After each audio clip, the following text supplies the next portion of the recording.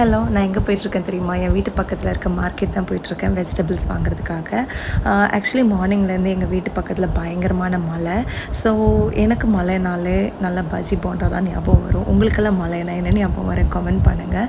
So எனக்கு especially இன்றைக்கி வந்து காலிஃப்ளவரோட ஞாபகம் ரொம்ப வந்துடுச்சு. அண்ட் ஃப்ரிட்ஜ் ஓப்பன் பண்ணப்போ காலிஃப்ளவர் இல்லை. ஸோ அது வாங்குறதுக்காக தான் நான் போனேன். ஸோ நான் எங்கே போனேன்னா சொங்பாங் மார்க்கெட் தான் போனேன். அது என் வீட்டு பக்கத்தில் தான் இருக்குது. பட் தென் மழையெல்லாம் பெஞ்சிட்ருக்கனால நான் பஸ்ஸில் போனேன். ஸோ 2 ஸ்டாப்பு தான்.